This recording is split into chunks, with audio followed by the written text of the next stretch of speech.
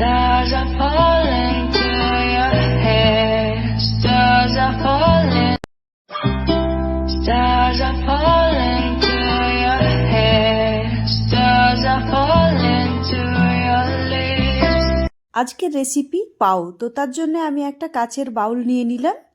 বাউলে পরিমাণ মতো জল নিলাম আর তার সঙ্গে আমি দিয়ে দিলাম 2 টেবিল স্পুন চিনি। আমি জলটাকে 1 মিনিটের জন্য হিট করে নেব। তো তার জন্য মাইক্রো ওভেনে দিয়ে দিলাম। তো 1 মিনিটটা আমি সেট করে দিই, জলটা আমার গরম হয়ে আসুক, তারপরে আবারও আপনাদের দেখাচ্ছি। জল গরম হয়ে গেছে, এই যে দেখছেন হালকা ধোয়া ওঠা, কিন্তু এবার আমি দিয়ে দিলাম 2 টেবিল স্পুন ইস্টটাকে ভালোভাবে নাড়িয়ে দেব যাতে ইস্টটা সম্পূর্ণরূপে ফার্মেন্টিং হয়। তার জন্য আমি এটাকে 5 থেকে 7 মিনিট আলাদা একটা জায়গায় রেখে দিলাম। 5 মিনিট পরে আবার ফিরে এলাম।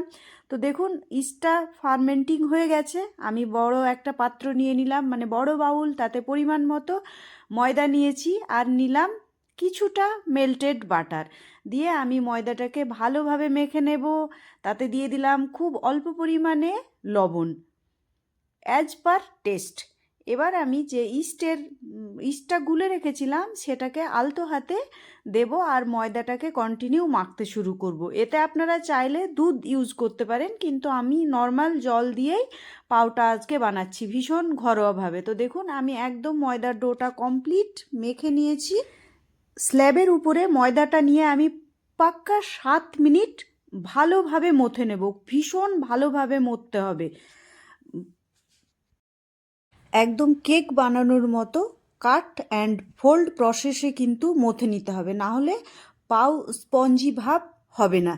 তো দেখুন ওটা একদম রেডি হয়ে গেছে। তো আমার এই যে হাতের মধ্যে একটু ঘি ছিল, এটা আমি লাগিয়ে দিলাম, দিয়ে আমি বাটির মধ্যে রেখে 4 ঘন্টার জন্য 4 ঘন্টা পরে ফিরে এলাম। তো দেখুন কি সুন্দর ডোটা একদম জালি হয়ে গেছে। তো এটাকে আবারও সেম প্রসেসে হাতে করে নিয়ে খুব ভালোভাবে মাখতে হবে, আর হাতটা ভীষণ স্টিকি হয়ে যাবে যেহেতু এখানে ইস্টের ব্যবহার আছে, তাই আলতো হাতে ময়দা নিয়ে নেবেন। তারপরে এটাকে আবারও 7 থেকে 8 মিনিট ভালোভাবে মেখে নিতে হবে, ভীষণ ভালোভাবে। হাতে যতটা প্রেশার, তালুর উপরে যে প্রেশারটা থাকবে সেটা দিয়ে কিন্তু অবশ্যই মাখবেন, না হলে পরবর্তীতে আমাকে বলবেন যে হয়নি। তো দেখুন একদম কমপ্লিট হয়ে গেছে। তো আমি এখানে রাইস কুকার বসিয়ে দিয়েছি। রাইস কুকারে পরিমাণ মতো লবণ দেব, দিয়ে রাইস কুকারকে আমি 5 মিনিটস প্রিহিট করব। তো আমি তার জন্য এই যে একটা জালি বসিয়ে দিলাম। তো এবার কুকারের ঢাকনা দিয়ে দিলাম, প্রিহিট হতে থাক। আর এর মধ্যে আমি মোল্ডে কিছুটা বাটার ব্রাশ করে নিলাম, আমি বাটার থেকেই ব্রাশ করলাম। এবার পাওয়ের ছোট্ট ছোট্ট শেপ দেব, যে যেমন খাবেন সে সেই রকম শেপ দেবেন। লাস্টে দেখবেন ভীষণ একটা সুন্দর হয়। আমি এটা বড় ইউটিউব থেকে দেখে ভিডিওটা বানাচ্ছি।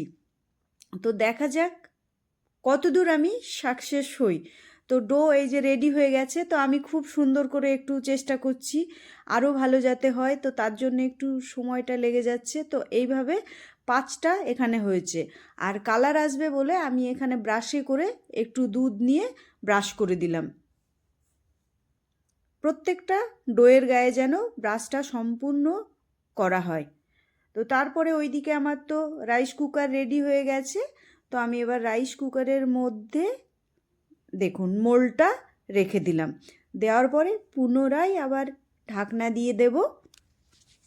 ঢাকনা লাগিয়ে রাইস কুকারটাকে খুব ভালোভাবে বন্ধ করে দিলাম। আমি 20 মিনিট পরে পাও চেক করলাম। তো চলুন দেখাই 20 মিনিট পর কেমন হয়েছে পাও। তো পাও তো ভীষণ সুন্দর ফুলে গেছে, কিন্তু কোনো কালার আসেনি। আঙ্গুল দিয়ে প্রেস করে দেখছি ভীষণ স্পঞ্জি হয়েছে। তো আরও 20 মিনিট আমি রেখেছিলাম। তো দেখা যাক 20 মিনিট পরে রেজাল্ট। ভীষণ সুন্দর হয়েছে। আমি সেটা কুকার থেকে বের করে নিলাম। তো চলুন এবার স্পঞ্জি হয়ে গেছে। তো একটু ঠান্ডা হোক, আমি বের করে আপনাদের দেখাচ্ছি।